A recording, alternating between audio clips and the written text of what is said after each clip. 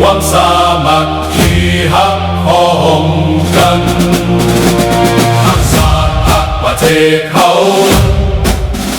ฮักเจ้าปกเกตเกษาฮักษาสมาแต่บุหารมาฮักษาดินแดนบ่ให้ชาติไทยมารวม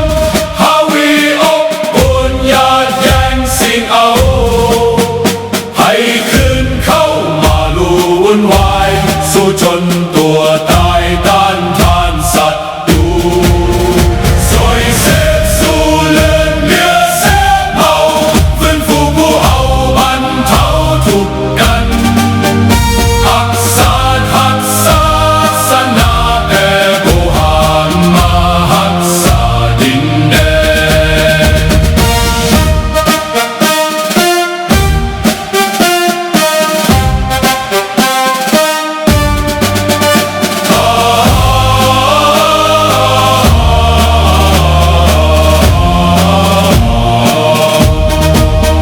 บ่ให้ชาติใดมาล้วนฮาวีรบกวนญาติแย่งสิ่งเอาให้คืนเข้ามาลู่วุ่นวายสู้จนตัวตายต้านทานศัตรู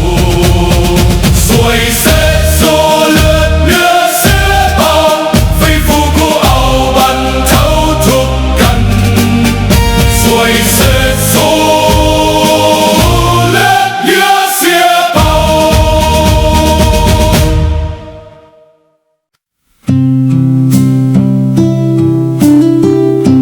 เสียงลมพัดผ่านดินแดนลาวหัวใจประสานยังคอยท่า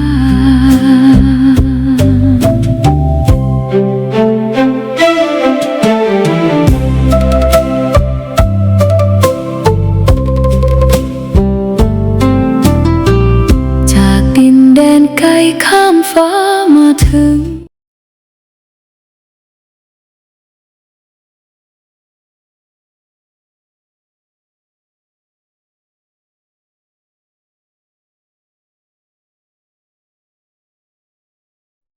สบายดีเลยเด้อพี่น้องเด้อสบายดีทุกท่านเนาะยินดีต้อนรับทุกท่านเข้าสู่รายการเสียงประเสริฐลาว Voice of the Lao People Welcome to everyone Bienvenue à tous et à tous สบายดีสวัสดีครับสบายดีปีใหม่พี่น้องมาพบมาพบกันอีกตามเคยเนาะเป็นอะไรปีใหม่ม่วนกันบ่มาเริ่มแต่ตัวที่อยู่มื้อนี้เนาะเอาเข้ามากันเด้อพี่น้องเด้อเข้ามากันแชร์ให้นี่เด้อพี่น้องเพราะว่าข้าพเจ้ายังติดขัดเรื่องอัน Facebook แชร์บ่ได้คันผู้ใดอันอีก2 มื้อบ่2-3 มื้อนี่มันก็ปกติดอก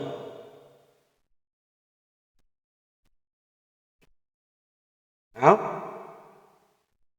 มากันพบกันเด้อพี่น้องสบายดีท่านเลี้ยงเนาะสบายดีเบิดทุกท่านสบายดีเสี่ยวนายสบายดีสมพรสบายดีพญาครุฑสบายดีทุกท่านเนาะสบายดีไนซ์สบายดีวอนสบายดีเบิดทุกท่านเนาะสบายดีรอนี่งงเก่าเวลาเดิมพี่น้องเนาะ8 โมงกว่าที่ประเทศลาวแล้วก็9 โมงที่ประเทศแคนาดาเนาะ9 โมง 13 นาทีตอนนี้ประเทศลาวก็8 โมง 13สบายดีตอนแรงเด้อกินข้าวกินน้ำกินแรงกินง่ายแล้วบ่พี่น้องมื้อนี้ข้าพเจ้าจะมาเว้าเรื่องประเทศลาวกันเนาะมากันเบิดทุกคนแล้วแป๊บเดียวเด้อ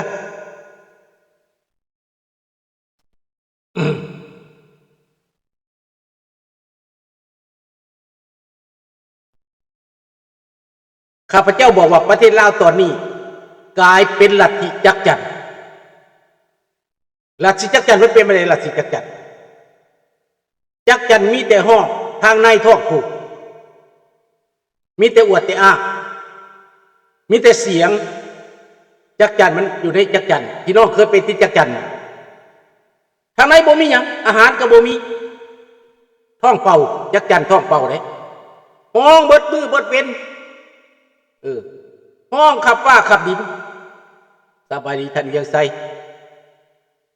เป็นอย่างจังหวัดจังสัตว์ ลาวเฮาตอนนี้แบบจักจั่นทุกข์กะมวลยากกะมวลเราเข้าปากความยากบ่มีมึนเมาเสียอย่างเมายาเสพติดเมาเหล้าเมาเฮเมาบ้าเมาหยุดเมาเกียรติมีแต่เมากับเมามีเรื่องเมาพนักงานทหารตำรวจข้าราชการเมาบัดเขาห้องว่ากำลังเมาทางประเทศเมาว่าตัวเองเป็นประเทศร่ำรวยสบายดีสันนี่เมาว่าตัวเองนี่เก่งเมาว่าตัวเองนี่หังมีอวดโองทะนงโตพี่น้องท้าทายกับคนลาวว่าลาวนอกบุดีจังสันจังซี่บัดแล้วผัดแลนมาอยากห้องลาวนอกกระบาดเซินกระบาดยั่วเน่าแบ่งแยกเห็ดทุกแบบทุกแนวบางคนก็ว่าบ่มีลาวนอกบ่มีลาวในว่าซั่นแม่นแท้บ่ว่าบ่มีลาวนอกลาวในบ่จักidentity ตัวเองเนาะสบายดีสมพรไอ้ลาวนอกนี่ก็เมาคือกันเมาว่าตัวเองนี่บ่มีปัญหาหยังเดี๋ยวนี้ปัญหาเบิดไปแล้วลาวนอกนี่ก็ได้บ่มีลาวนอกบ่มีลาวในเพิ่นว่าเถียงกับพระเจ้าว่าบ่มีลาวนอกลาวใน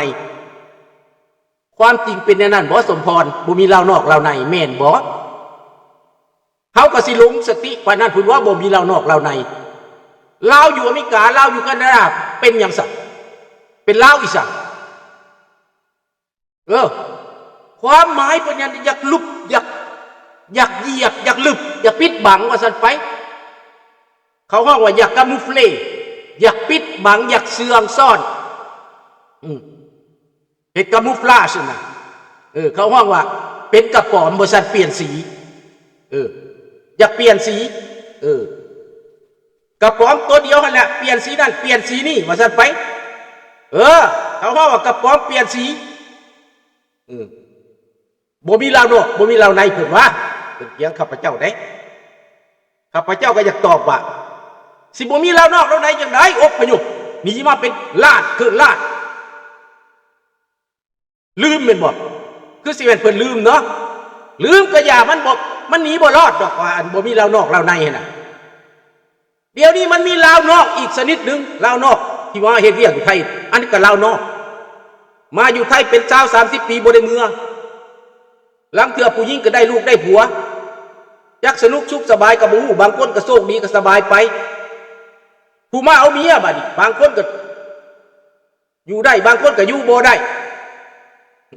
ในประเทศไทยก็บ่แม่นธรรมดาก็นั่นนอกใกล้บ้านโอ้โทษเด้อไม่มันกล้องโอเคบ่บาดนี้สบายดีโปโก้โลโก้ไม่ของข้าพเจ้ามันกล้องบ่ได้เบิ่งบ่ได้คลิกใส่อันมันเป็นเอโก้ของมันนั่นน่ะได้แล้วบ่บาดนี้เนาะขอโทษเด้อเมื่อกี้นี่เด้อขอโทษ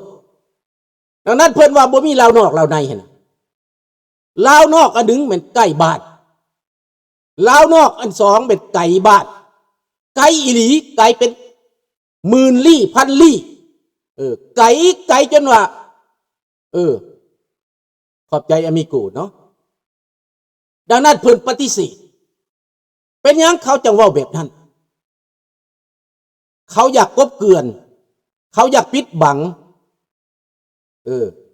เขาอยากให้คนลาวนี่ลืมเขาอยากให้คนลาวลืมความเก่าความหลังที่เขากระทำที่เขาเฮ็ดสบายดีบาชาขอบใจหลายๆเนาะสบายดีปีใหม่เบิดทุกคนเด้อดังนั้นพี่น้องเขาพยายามกบเกลื่อนพยายามปิดบังความจริงสัจจังเวอมตะวาจาความจริงเป็นสิ่งบ่ตายพี่น้อง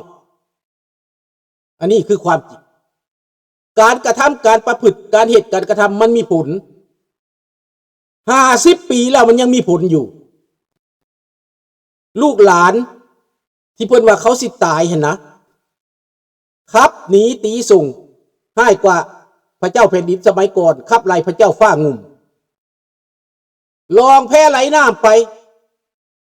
สุดท้ายแล้วไปเติบใหญ่อยู่เมืองเขมรกลับมาด้วยกำลังมาปลดปล่อยประเทศพระเจ้าฟ้างุ่มวันนั้น ตอนนี้ก็มีพระเจ้าพางุ่มตอนสองพระเจ้าพางุ่มตอนสองนี่แม่นได้แม่นไผฮู้จักบ่